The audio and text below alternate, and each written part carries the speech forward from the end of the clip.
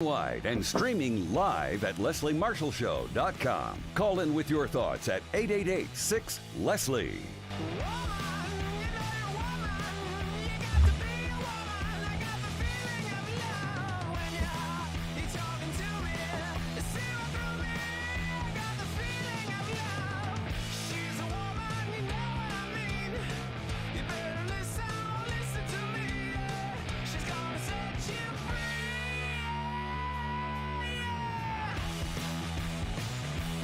Here to set you free. How are you doing? Happy Friday. I'm Leslie Marshall. Welcome or welcome back. Only true democracy and talk. And you hear woman, you got your woman, you got your woman. And then you have another woman much more important than me joining us in the second half of the program. And that is the first female president of a union, President Liz Shuler, who is president of the AFL-CIO, joining us on the 1-year anniversary of that historic landmark voting decision by a union that has men and women, but more guys than gals. So I'm really impressed by that and excited by that. Stick around for that. But right now, let's kick it off and check what is ripped from those headlines. Well, there is an indictment against former President Donald J. Trump, and the Trump indictment has been released. The indictment outlining federal charges against the former president for alleged mishandling of classified documents that have been unsealed, revealing he's been charged with 37 felony counts. Now, I want to do a side for a second, okay? Because I already know what my colleagues on the right are going to say. They're going to say that Merrick Garland and the DOJ are politically motivated, that they're Biden's DOJ. Be honest, we would say that on the left as well because of the timing of this with an election coming up. But let's remember, it wasn't until the former president left office that and until the records were found and until he refused to hand them over, that this occurred. Because there are going to be people saying, well, Biden had documents, Pence had documents, but they didn't refuse to give them back. And they also are not caught on video knowingly taking classified documents. So it's very, very different. And I know those of the right are going to say it's politically motivated, but no, it isn't. Because it takes time to get to this point. You don't just look at a Cliff Note version of, potential felony counts, 37 of them, folks. Now, the document released today also names the Trump aide Walt Nauta and outlines criminal charges related to over 100 classified documents that federal agents recovered from his resort in August of last year. It accuses the former president of breaking 7 different laws. That includes 31 counts of willful retention of national defense information and single counts of false statements and representations, conspiracy to obstruct justice, withholding a document or record, corruptly concealing a document in a federal investigation, and a scheme to conceal. It says the information, it says that the Donald Trump took with him when he left office, quote, included information regarding defense and weapons capabilities of both the U.S. and foreign countries, United States nuclear programs, potential vulnerabilities of the United States and its allies to military attack, and plans for a possible retaliation in response to a foreign attack. Now, I'm sorry, I know some of you, probably not many of you watching, love Donald Trump, but I know some of you do. And, you're not going to agree with me on this. But those of you who could take him or leave him, and those of you who loathe him, I think would agree with me that you cannot trust him with this kind of information, especially after leaving office. One, it's illegal for him to have it and knowingly take it and knowingly try to cover up that he took it. What was the purpose in him taking it? I mean, this is a man that continually perpetuates a lie that he actually won the election in 2020, which he did not. We saw what happened with his cult-like followers on January 6th. And I say cult-like followers because not everyone who is a MAGA is a cult-like follower. There are people out there who are just Republicans or just love Donald Trump, but they wouldn't follow him like lambs to the slaughter. And I mean, what would this guy do? We don't know. We don't know what he would do to elevate himself, to try and create upheaval, to get back into the Oval Office, or to make money, or, all of the above, with somebody like Putin, with somebody like the Crown Prince of Saudi Arabia, with somebody like Kim Jong-un of North Korea. We just don't know. So this information is dangerous for somebody to have, but I'm sorry, there are those of you out there who don't want to vote. You voted for him once, maybe you voted for him twice. You're not going to do it a third time, either because you didn't do the second time or you don't want it to happen the first time around. And people talk about instability with Biden's age. What about instability with reckless behavior? This is reckless behavior, knowingly and on video acknowledging reckless behavior and orchestrating it. Now, the documents originated with all of the top national security and law enforcement agencies of the United States. That includes the CIA, the Department of Defense, the NSA, the National Geospatial Intelligence Agency, the National Reconnaissance Office, the Department of Energy, and the Department of State and Bureau of Intelligence Research, according to the indictment. So for people who want to say it's political, then you would have to believe that the CIA, the DOD, the NSA, the National Geospatial Intelligence Agency, the National Reconnaissance Office, and the Department of Energy, along with the Department of State and the Bureau of Intelligence Research, are all Biden's bidders. And I think we'd agree that no American is that stupid to believe that. I'm sorry. It also says that on 2 occasions in 2021, Trump showed classified documents to others.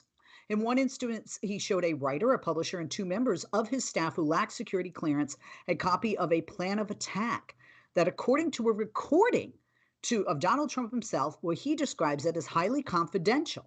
This is what the indictment further states. Now, in the second instance, Trump showed 2 members of his political action committee, neither again who had security clearance, a classified map related to a military operation. Both of those incidents occurred at his New Jersey golf club, and that means the documents would have been transported from Florida to New Jersey. And when you cross state lines, folks, whether you do it with documents, drugs, or a person, that's a felony. It also alleges the documents were stored haphazardly on the stage of the Mar-a-Lago ballroom for 2 months, also kept in a bathroom and a shower. I know people are going to say things about Biden's garage and does anybody know or care where Pence's were kept.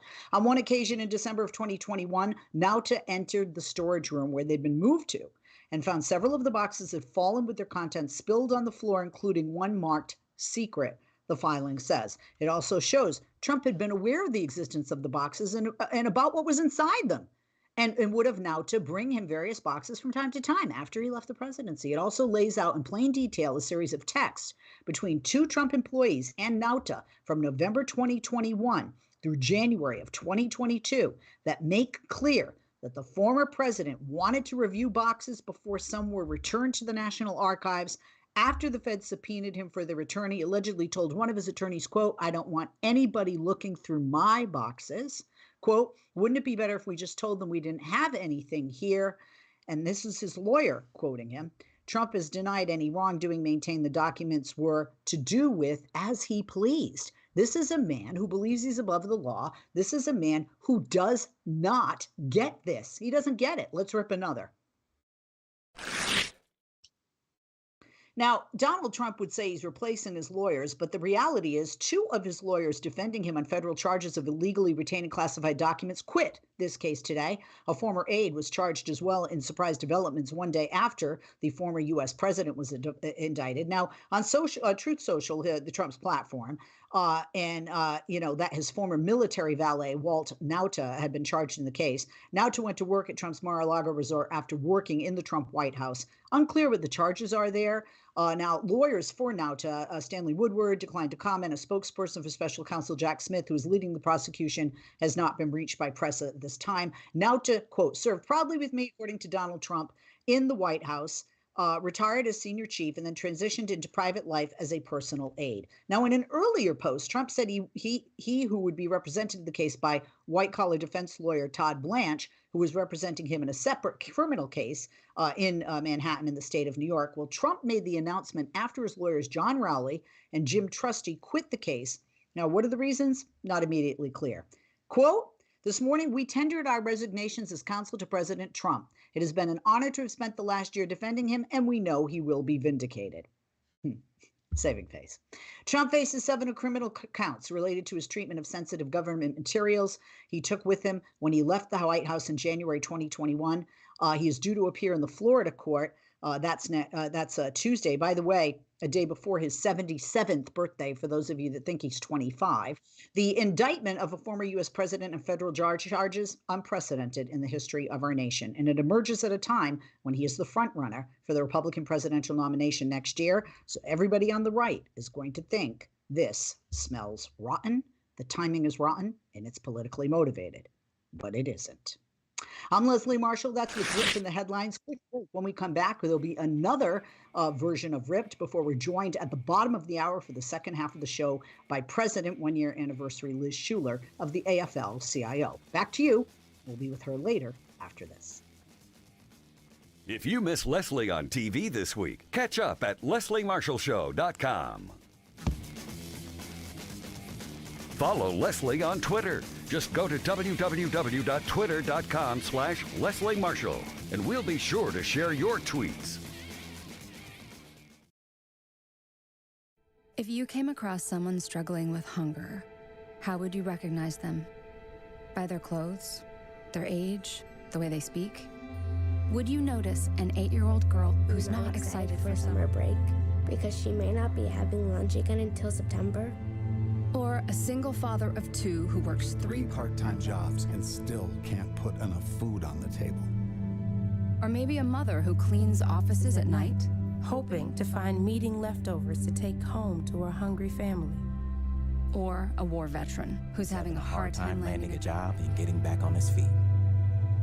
I am the 1 in 8 Americans who struggle with hunger.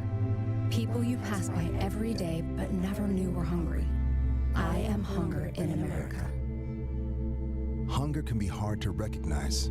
Learn why at IamHungerInAmerica.org. Brought to you by Feeding America, 200 Food Banks Strong, and the Ad Council. Mama, what does the chicken say? Chicken. Oh, okay. When the wolf? Oh, a wolf. Ooh! What about the tiny dog? Cat? Owl? Dolphin? What does the turkey say? Whale? Yeah, whale sound. Do the giraffe. Giraffe, really? Okay. Giraffe. You're not going to get it all right. Just make sure you nail the big stuff, like making sure your kids are buckled correctly in the right seat for their age and size. Get it right. Visit NHTSA.gov/the right seat. Brought to you by the National Highway Traffic Safety Administration and the Ad Council. I'm Rick Smith, and this is Labor History in 2. On this day in labor history, the year was 1865. Labor leader Helen Murat was born to a wealthy Quaker family in Philadelphia. Helen grew up around the written word, as her father was a bookbinder and seller. In her youth, she attended library school. Using her writing skills, she spoke out for women and children in the workplace. In 1902, she joined Florence Kelley and Josephine Clara Goldmark in investigating child labor in New York City. Upon completion, they issued a report on their findings. The report was instrumental in the state legislature passing a compulsory education act the next year. Helen went on to join the Women's Trade Union League, serving as their executive secretary for New York for 8 years. She founded the Bookkeepers, Stenographers, and Accountants Union. She helped to lead the shirtwaist strike in New York from 1909 to 1910. The next year, tragedy struck the industry when 146 women and young girls died in the Triangle Shirtwaist Factory fire. Helen helped to investigate the causes of the fire, helping to uncover the negligence of the employers that led to the disaster. Helen's lifelong relationship to the written word helped her to become a prolific writer about unions and working people. In 1914, she published a comprehensive book, American Labor Unions. In the preface, she explained the purpose of the study, writing, "Newspaper accounts, while stimulating public curiosity, do not give an idea of the movement as a whole." Her book, instead, undertakes to give the labor union's point of view. Helen Murat dedicated her life writing about and advocating for the workers' point of view. She was one of a generation of progressive women who made a lasting impact on the labor movement, child labor, and workplace safety. Labor History in 2 brought to you by the Illinois Labor History Society and The Rick Smith Show. For more information, go to laborhistoryin2.com, like us on Facebook, and follow us on the Twitters at Labor History in 2.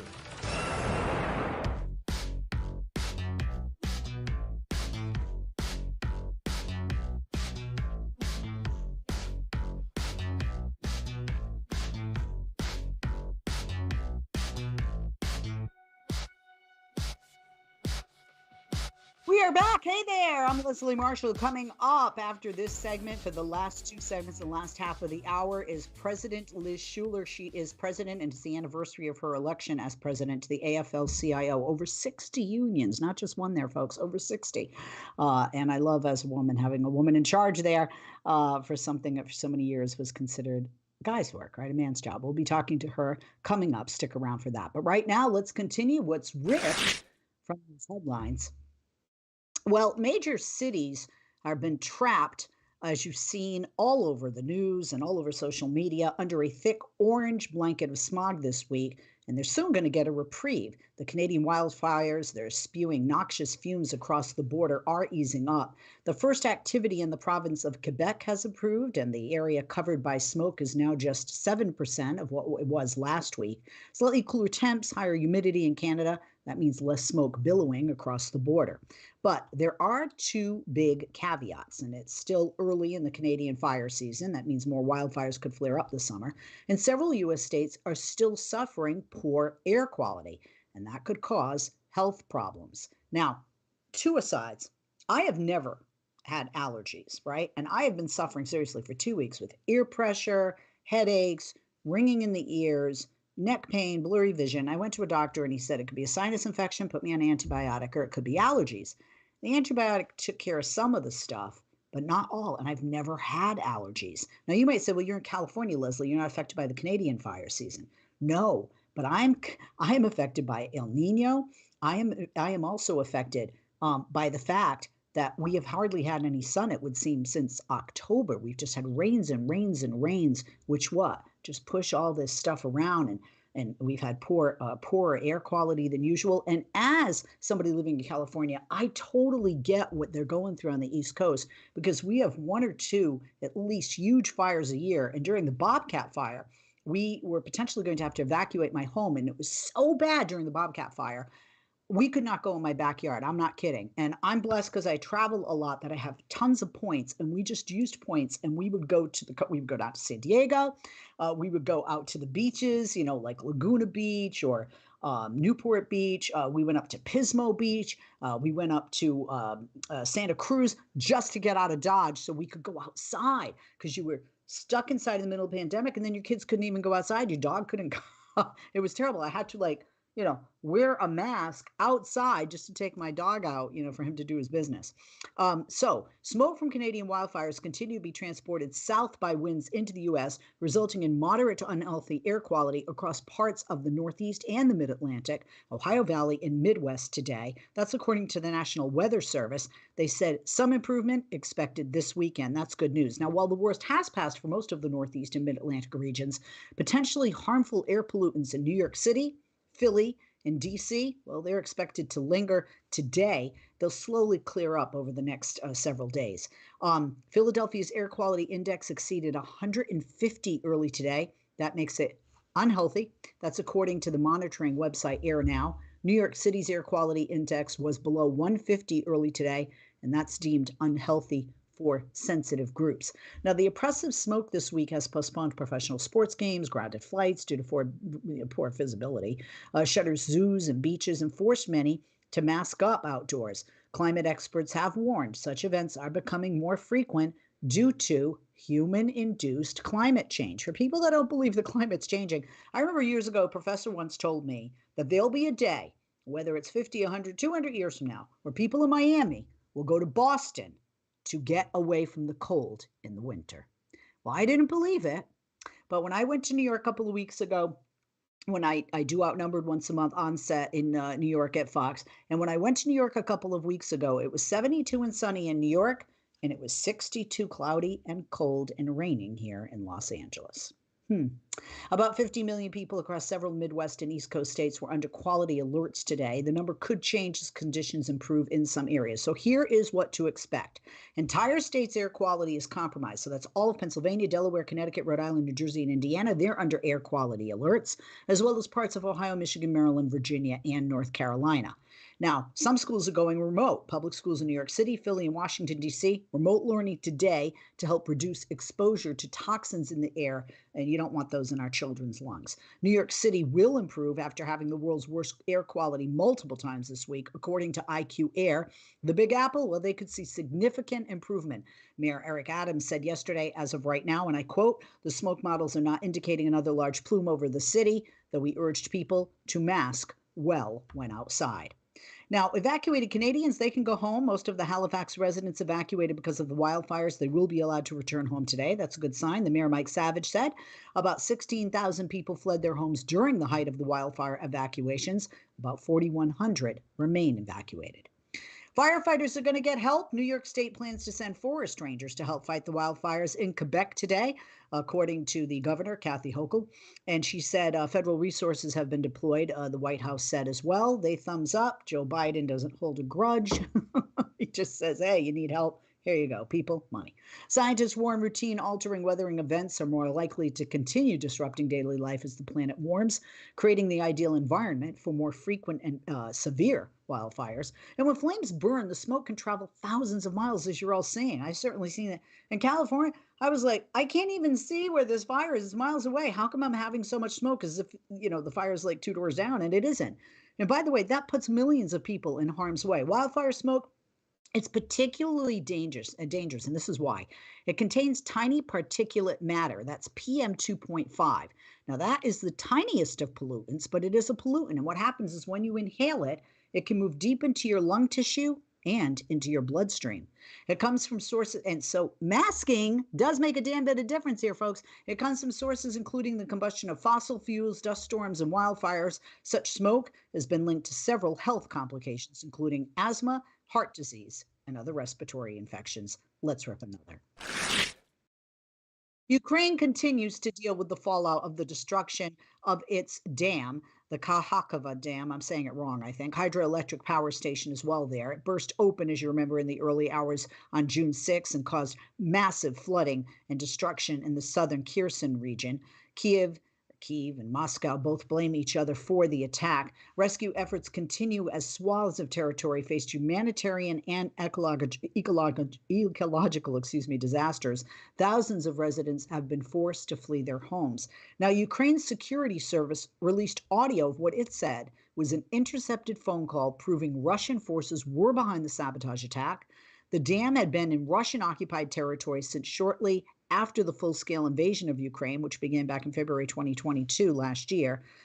There is no verification of that audio as of yet. Russian authorities say 3 people were injured after a drone strike on the southern Russian city of Voronezh and damaged a residential building. That's 110 miles from the Ukrainian border. Let's rip another. And last but not least, in RIP, Florida Governor Ron DeSantis recruiters say this are setting their sights on Sacred Heart Catholic Church in the Texas border city of El Paso in search of asylum seekers that they can take from its bustling migrant shelter to the California capital, Sacramento, here. And they want to do it all at the expense of taxpayers. I'm Leslie Marshall. That's what's ripped from the headlines. Coming up, President Liz Shuler on the first anniversary of the AFL-CIO's historic, not takeover, but election, democratic election of, for, and by all the people in those 60 unions who said Liz Shuler, President Shuler, would be best at what she does. A year later, we're going to take a look at all that she has done. Stick around for that. The Alzheimer's Association and the Ad Council present the story of Tom and Levi. Tom is the smartest man I know. He's been a professor at 2 major universities, been a teacher for over 40 years. One day, he told me that he was having problems in his classes. I think one of the students had asked the question and he didn't remember the answer. And I also noticed that he was letting his class out earlier than they were supposed to let out. And he was telling them that he was doing it as a favor to them, but I think in reality, he just wanted to get out of there. I was really starting to worry because I saw something was wrong. Levi and I talked about how it would change our lives, but he was there beside me, and my love for him was just immense. I was at the OECD When something feels ministerial, different, and it there could be were, Alzheimer's. Now is the time to talk. Visit alz.org/ourstories to learn more. A message from the Alzheimer's Association and the Ad Council. Just what grows in the forest? Yeah, is it clearing up there in Sure. DC? I know it's Know what even else worse grows in in New the York, forest? or is it Our traveling imagination, south? I can't our tell from all sense the of pictures wonder. online. I know, And our I'm family with you. bonds It grow is traveling too. south. Because when we disconnect from this, Doing much better here in DC, thank God. and connect How with are this, you doing? I'm doing reconnect good. with each I other wish we had sun in and build family memories California we will here. We carry haven't with had us sun since I think forever. October. I mean, it's ridiculous. The forest is it was closer just than you saying think. on the air, Find but I a also say forest off near the air. you and start if people believe in exploring at climate change a lot, discovertheforest.org. It's easy. all Just this put in stuff your is- zip code you know, to all find this stuff is family-friendly going on. outdoor It's, destinations it's near absolutely you. crazy. You'll I also love find your guides to free necklace and activities, shirt games, combo and there. amazing forest good. facts. I do. Give You the always magic dress, of the outdoors great. to your kids. Thank you. And is that a reconnect real with your background or family. fake one? Find a forest Which one near are you you looking at at? discovertheforest.org. It's like a That's window. discovertheforest.org. fake. Brought to you by the United It's fake. States I'll tell Forest you Service why. and the Ad Council. No, what's behind me? That's fake. What's behind me? My TV studio is in here too because during COVID, Fox built a studio here because we weren't allowed to go into the bureaus in LA, New York, or DC.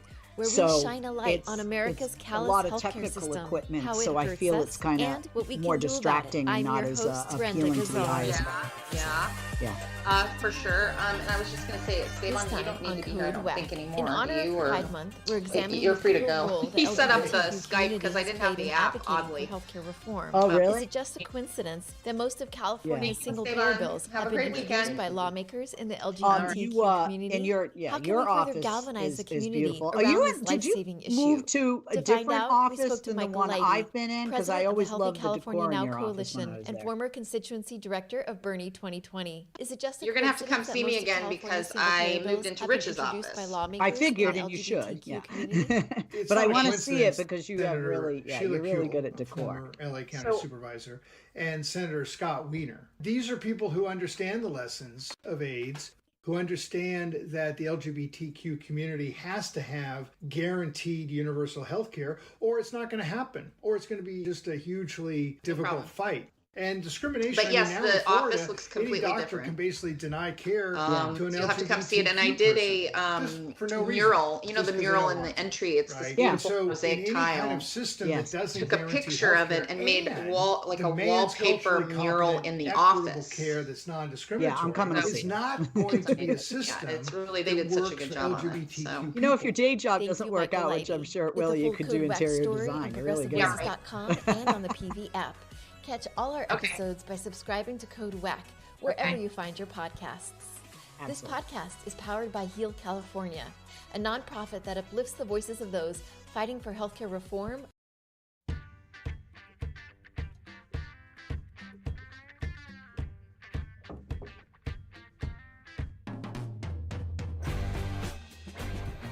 We are back, and as promised, you don't have one woman today, you have two. I'm very excited about this person because I like her both personally and professionally. I admire her greatly, and to have her here on this anniversary is awesome. We have President Liz Shuler. She is president of the AFL-CIO, and they are 60 unions and 12.5 million members under the AFL-CIO umbrella. She is the first woman leader of America's labor movement, a visionary leader, longtime trade unionist, and she believes the labor movement is the single most powerful vehicle for progress and that unions are a central force in leading lasting societal transformations. She's committed to busting myths about labor, leveraging the labor movement's diversity for innovative approaches to social justice, and making the benefits of a union voice on the job available to working people everywhere. I have known her for years. I am so proud of her. I've seen her rise. But before we get to our conversation, check out the AFL-CIO website, AFL-CIO.org. On Twitter, their handle is @AFL-CIO. And President Shuler, @Liz Shuler. She's available there, LIZSHULER. And we thank all of you for listening and for watching all the places that were heard and were seen. And certainly, President Shuler, we love having you on today. Thank you for joining us. And I know you're really busy. Thanks for taking the time. Thank you so much for the opportunity. And it's Friday afternoon, and I'm so excited to be with you, Leslie.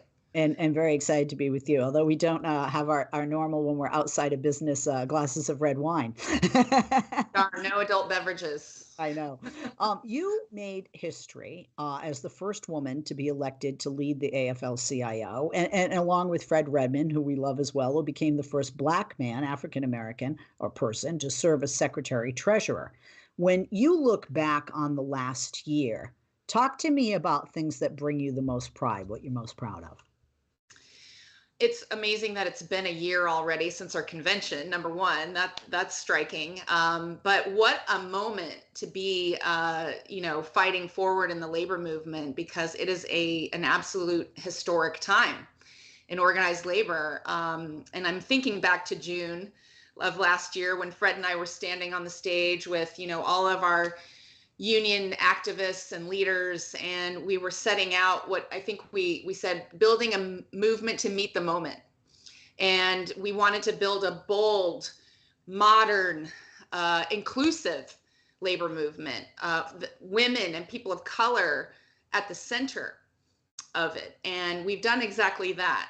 This year, we've been laser focused, as we've seen women and people of color leading a lot of these strikes and organizing efforts, but really workers from every background coming together, rising up, demanding a voice in the workplace.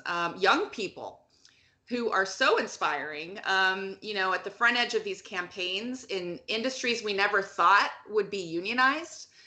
And as we recover from the pandemic, where everyone was focused on work, I think most people in this country are waking up to the realization that we deserve better, we deserve respect, we deserve dignity on the job. And they're finally connecting the dots, as they say, that unions are the way to get there. So this is a resurgence.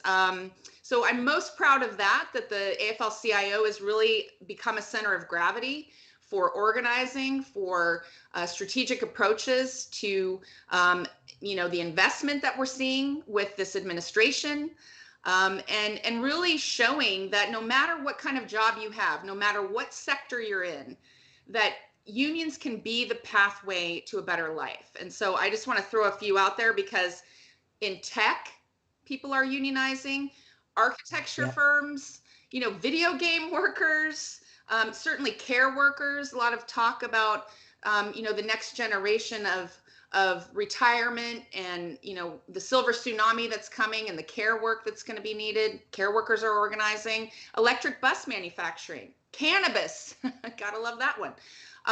And retail, with Starbucks is getting a lot of attention. But we grew, I think it was 200,000 workers last year. And so I think that's a testament to this new resurgence of energy and focus in the labor movement. And we're standing up and demanding what workers rightfully deserve. Yeah, I mean, and also across the spectrum with other unions as well. I mean, you have professional athletes, you have actors and writers, like the whole, it's wild to, like you see Teamsters with SAG after, marching, for the writers and things. It's awesome to see, in your acceptance speech, you actually delivered, and I quote, a call to action to organize, innovate, and reshape the labor movement to meet the moment that the country is in. When people win elections, they make a lot of promises. They say their goals. You have actually, in 1 year, already ticked all of those boxes. And you and Secretary Treasurer Redmond are two shining examples of the diversity of the AFL-CIO and all the unions within. Well, absolutely. Thank you for that, because was our hope as we were, a year ago taking that oath of office. And, we set out a mandate at that time that we would focus all of our resources and attention and effort at the Federation on grassroots organizing.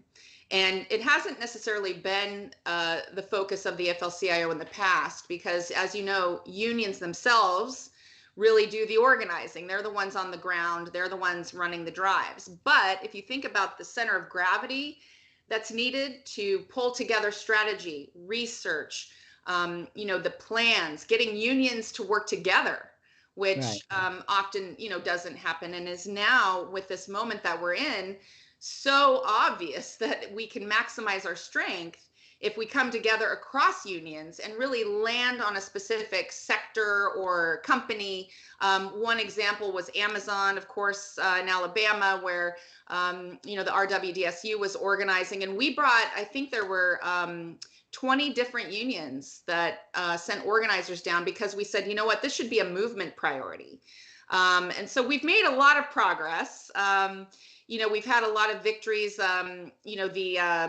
The retail workers, as I mentioned, Starbucks, Apple, REI, etc.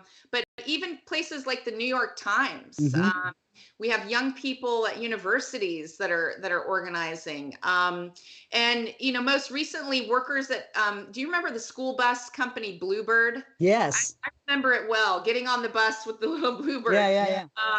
But those workers down in Georgia, at an electric school bus division of Bluebird, just organized a union with the United Steelworkers.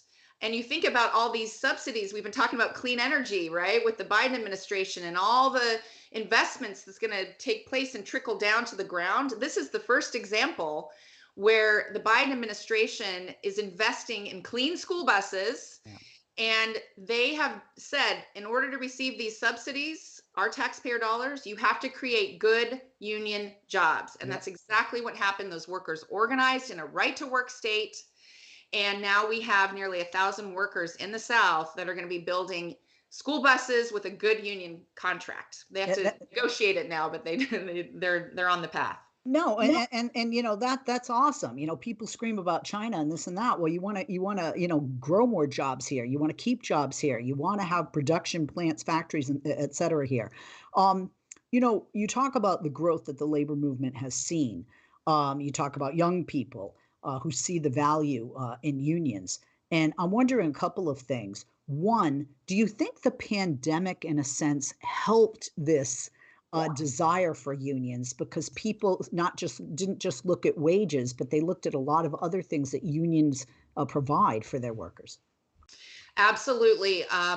People saw work in such a different way through the pandemic. You had people out there banging pots and pans because they saw healthcare workers, essential workers in transportation and grocery stores, and you name it, really rising up to make sure that the public was getting what they needed, were being kept safe, obviously delivering the healthcare services we needed. So I think young people absolutely saw the labor movement as the place to get those safety standards. When you saw nurses show up to a hospital having no PPE and being given a garbage bag for safety, those nurses with their union, they walked out and said, no way, we're not going to sacrifice our lives. This is so unknown. We need proper PPE. Right. And so they walked back in the hospital with the PPE they needed because they had the strength of their union. Right. I'm thinking about the smoke that's around us right now on the East Coast, and of course in the West has been dealing with this, with the wildfires, going on throughout the continent. Safety and health. When a baseball player, since you mentioned the athletes, they're members of the AFL-CIO now. Right. The Major League Baseball Players Association canceled a game right here in Washington, D.C. because of the health hazards. If you didn't have a union, it would be, almost impossible to come together collectively. Yeah, they'd be like, suit up and go out and play. We're going to take a quick break. When we come back, we'll continue the conversation. I'm Leslie Marshall. We are talking with President Liz Shuler. It is the first anniversary of her election, making history as a woman heading up as president. A union with the AFL-CIO is 60 unions, over 12 million members. She is truly a boss. We'll be back with her and you right after this. Don't go away.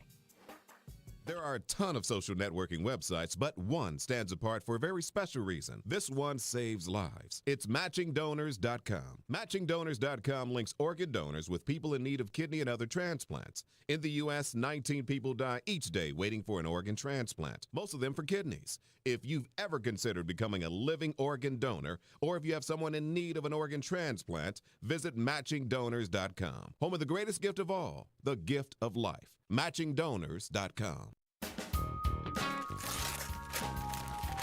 Whoa, a new digital music player. Thanks, Mom. Oh, I'm glad you like it, because I can't wait to toss the big stereo. And now that we got your dad that big HD TV he wanted, we can throw out our old TV, too. Hold up.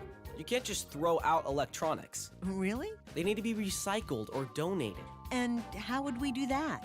It's so easy, Mom. Today, recycling electronics is just as easy as buying them. GreenerGadgets.org has all the info. We just enter our zip code to find a certified recycling center nearby. There are thousands of them, and new ones are being added all the time. Some of our local stores are even certified recycling locations. I like that. Did you know that some of the stuff in our old electronics could be used to make new products and conserve natural resources? Well, okay then. Let's gather them up. What was that website again? GreenerGadgets.org. We just enter our zip code and go. Most gasoline now contains 10% ethanol, and that's okay. Gas with higher than 10% ethanol is not okay. For your mower, chainsaw, or generator, I'm Chris Kaiser, president of the Outdoor Power Equipment Institute. What you put in your car may no longer be safe for other engines. Look before you pump. 15, 30, or 85% ethanol is harmful and illegal to use in outdoor power equipment.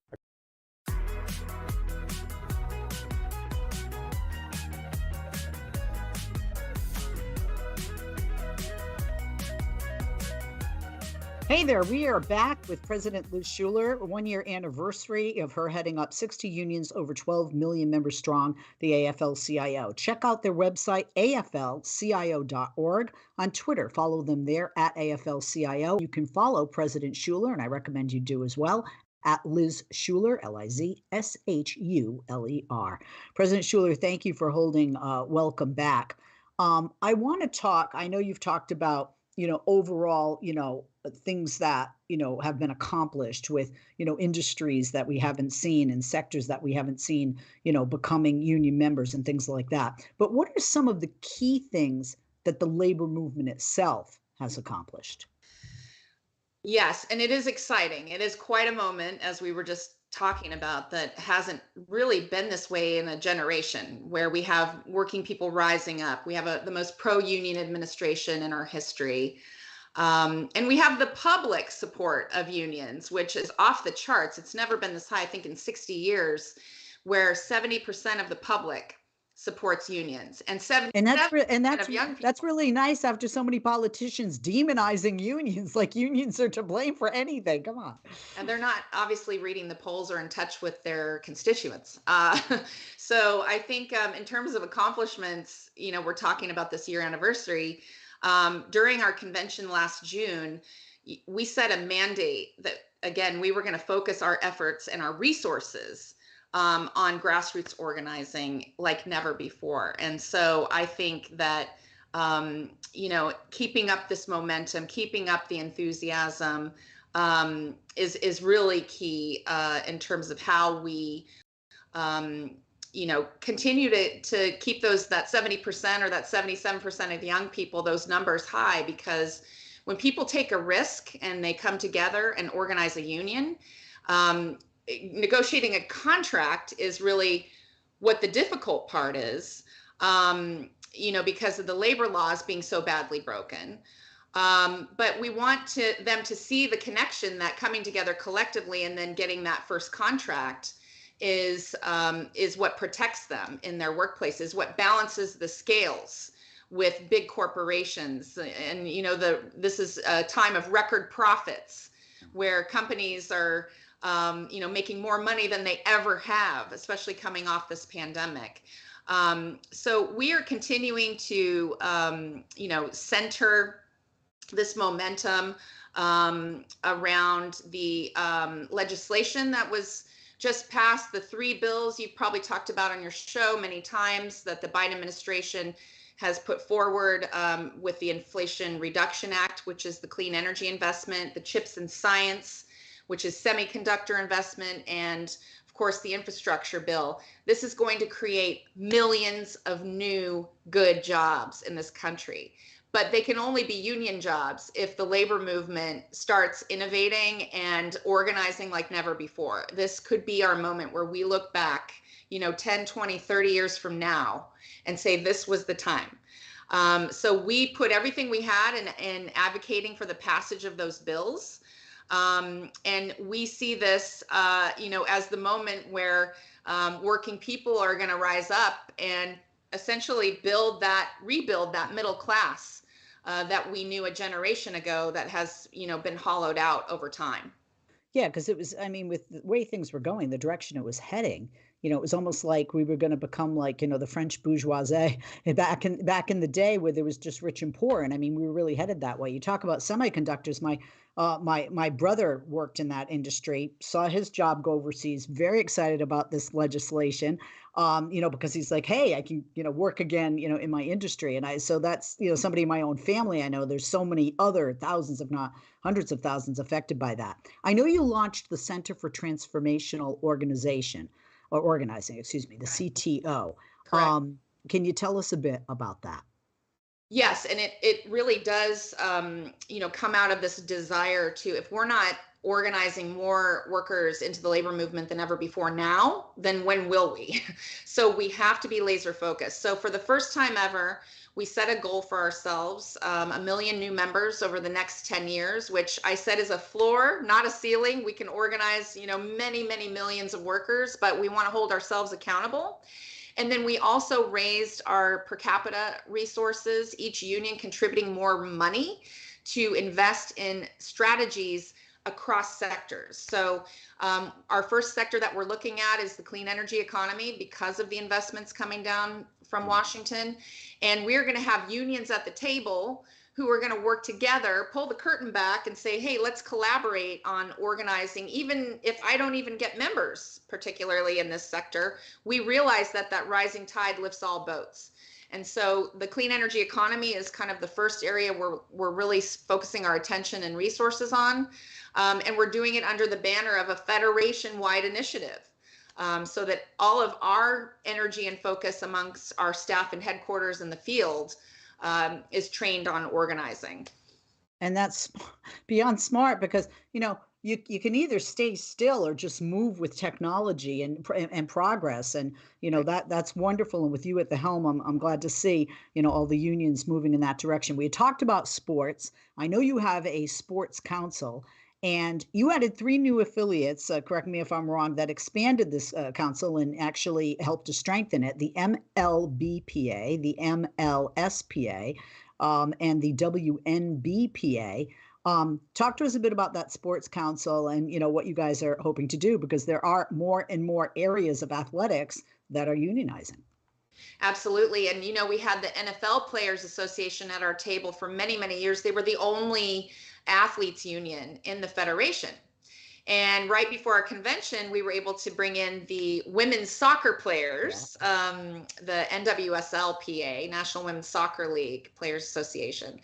And that started me thinking, why aren't there more athletes in our federation? And so we thought if we could build a council where both the athletes saw value, joining the federation, where we could provide support for their causes, but also where the athletes could actually stand in solidarity in the labor movement with the other unions. And so one great example of this is when the bakery workers went on strike, and the NWSLPA was new to the federation, we had Portland Thorns players out on that Nabisco picket line, which brought enormous attention, but also solidarity.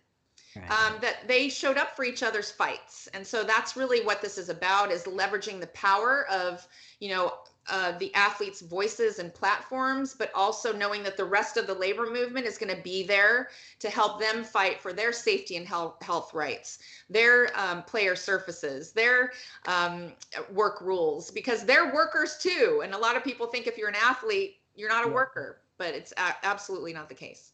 You know, interestingly enough, we talked about the pandemic. In the pandemic, we kind of learned we are all in this together. You just cited a perfect example of how we are all in this together. Every job is important, whether you're the president of a company or you're sweeping the floors at that company. You're an integral part of not just the company, but the workforce and the fabric of the economy of this country. So awesome. What do you see on the horizon for working people looking forward?